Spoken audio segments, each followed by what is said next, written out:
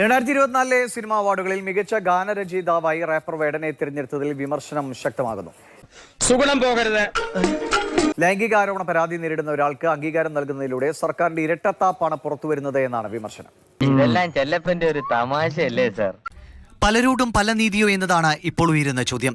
അതിലേറ്റവും പ്രധാനപ്പെട്ട വിമർശനം 2021 ഹോം എന്ന സിനിമയ്ക്കും അതിലെ പ്രവർത്തകർക്കും നിഷേധിക്കപ്പെട്ട അംഗീകാരവും.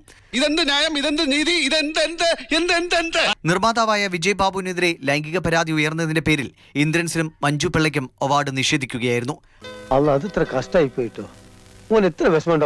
അന്ന് ഇന്ദ്രൻസിന് ഏറെ പ്രതീക്ഷിക്കപ്പെട്ടതായിരുന്നു സംസ്ഥാന അംഗീകാരം. പിന്നീട് ദേശീയ പുരസ്കാരം നേടിക്കൊണ്ടാണ് ഇന്ദ്രൻസ് അതിന് മധുര പ്രതികാരം വീട്ടിയത്. കുടുംബത്തിൽ തന്നെ ആരെങ്കിലും ഒരു കുറ്റം ചെയ്താൽ കുടുംബക്കാരെല്ലാവരും പിടിച്ചോണ്ട് പോകും. അങ്ങനെയാണെങ്കിലും ആരോപണം ആവത്തുള്ളൂ, അതിനൊരു വിധിയൊന്നും വന്നില്ലല്ലോ. അതിനോട് പ്രസക്തിയില്ല.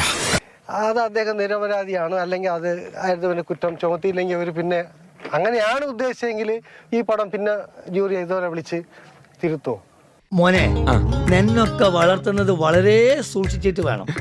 വിളഞ്ഞ മോനാണ് നീ.